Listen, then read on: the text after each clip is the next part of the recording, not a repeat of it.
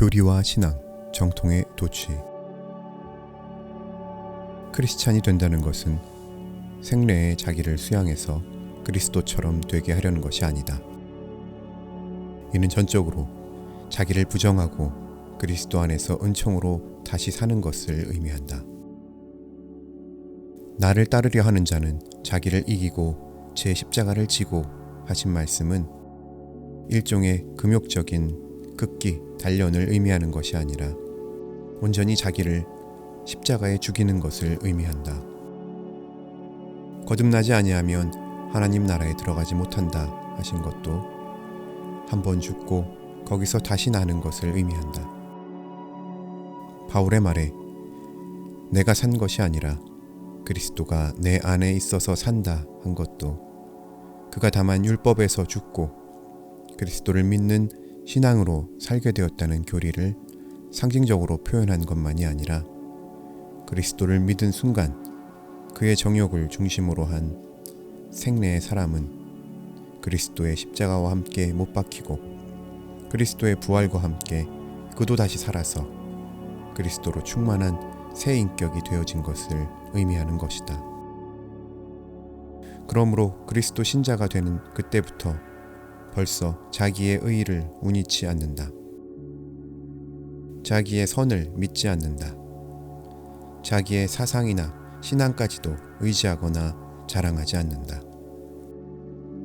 자랑하는 자는 그리스도를 자랑하라 하고 바울은 말하였다. 지금도 살아계신 그리스도의 산 인격이 성령으로 우리의 죽은 몸에 침입하여 다시 생기를 주시는 때 우리가 전적으로 아멘 하는 그 길이 곧 그리스도인의 신앙이다.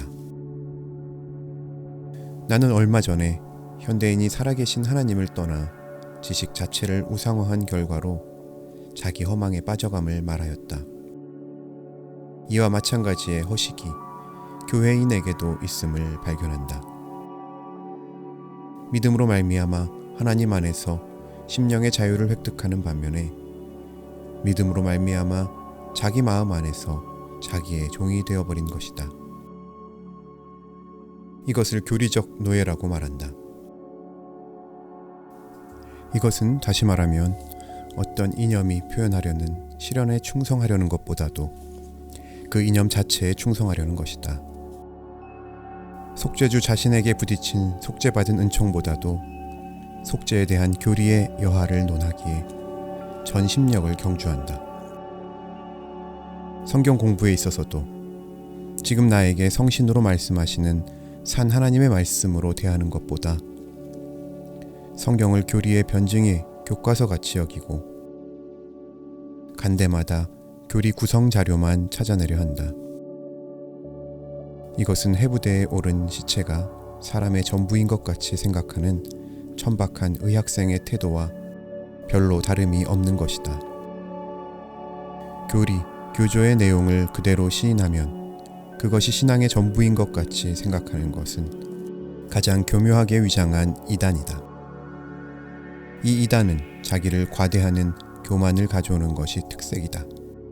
그들은 신앙의 내용을 지식적으로 객관화한다. 위대한 기독교의 교리를 망원경에 비치는 천체와 같이 다룬다. 하나님과 하나님 나라는 교리주의자의 연구 대상으로 객관화한 채 그만 그에게 우상이 되고 마는 것이다. 그리하여 이 우상만 가지면 자기 자신이 전능화하는 듯이 뽐낸다.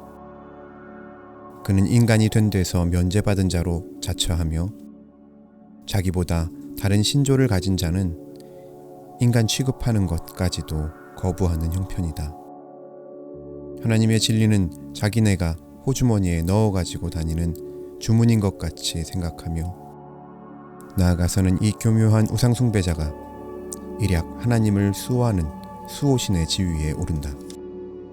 그리하여 하나님의 거룩함과 존엄하심 앞에서 감히 설 수 없는 죄인이며 무에 가까운 존재임을 신명하고 남을 운위할 여유 없는 통해에 깨어진 심정을 가지는 대신에 자기 교만과 불평과 악심으로 악마적인 판관이 되어버린다.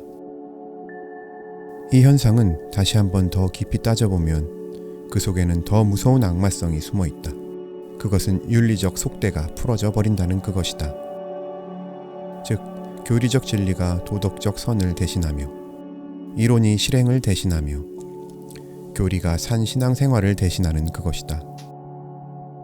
그리스도교 진리는 그 본성상 도덕생활과 분리할 수 없는 것이다. 그런데 이 사람들은 교리적 진리를 위해서는 증오도 살인도 감행하려 한다. 진리는 선을 위함이다. 선을 행하기 위한 진리요 선인 때에 곧 진리가 되는 것이다. 주님의 교훈대로 보면 사랑이 없이 의가 성립되지 않는다. 그런데 정통운이하여 교리 다툼이 생긴 그 순간부터 지금까지 성전 안에서 이 교리 싸움 때문에 신자끼리 도살, 분살, 학살을 감행한 것이 얼마나 지긋지긋하게 우리 기독교사를 피로 더럽혔는지 제구는 알 것이다. 종교재판소의 독수에 걸려 죽은 신교도가 과연 몇백만 명인지 다 헤어보았는가. 이것이 곧 우상화한 교리가 하나님을 대신하여 악을 마음껏 행해온 기록이다. 이에 대해서는 영계의 위대한 선배들이 절실히 경고한 바가 있다.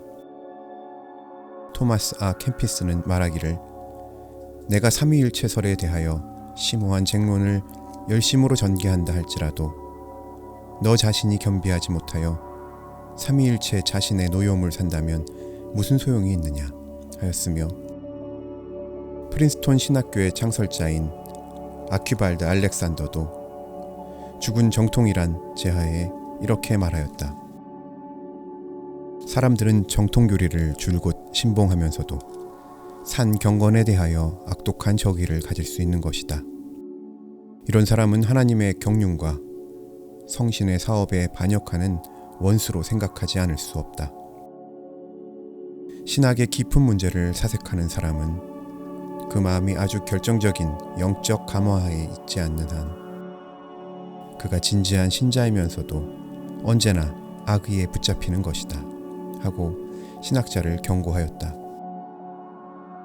프린스톤의 위대한 신학자 A.A. 하지도 말하기를 인간적이요 또 그리스도 심정을 가지지 못한 단순한 칼빈주의자는 차라리 정신병실에 가두는 것이 좋을 것이다.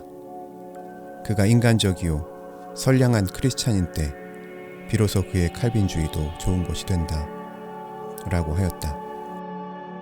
지식인이 지식과 자기화를 분리시킨 상아탑에 살고 있다. 그와 같이 이 정통주의자들은 교리의 척도로 남을 재어보는 쾌감에서 스스로 부풀어 오른다. 자기를 심판하는 것보다 남을 심판하기에 약기 되어 있다. 나는 이것도 믿고 저것도 믿으니 나는 의로운 사람이외다 하고 성전에서 자랑하던 바리새 교인처럼 되어버린다. 이것을 정통적 이단이라 부른다. 나는 미국과 한국에서 이것 때문에 교회가 얼마나 분요했던 것을 잘 알고 있다. 그러나 미국의 교회로서는 이미 해결지은 문제를 지금 해방 후 한국에 재현시키려 함은 뒤떨어지기도 심함이 아닌가 한다. 나는 정통교리를 무시한다거나 불필요하거나 또는 신봉치 않는다거나 하는 자는 아니다. 현대처럼 정통교리를 요구하는 때는 다시 없을 것이다. 그러나 이 틈을 타서 사탄은 사이비한 이단을 정통으로 위장시켜 정통의 권위로 신도를 미혹하며 교회의 화평을 교란하려 한다. 소위 신신학이란 것은 기독교의 탈을 쓴 인본주의라 할 수 있다. 우리는 그 불신앙을 돌이키고자 힘쓴다. 정통신학은 이보다도 더 교묘하게 위장한 실제적 인본주의가 아닐까? 나는 이에 일부 정통 도취자의 맹성을 촉구하며 나 자신의 참회와 함께 삶과 주님의 시정을 빈다.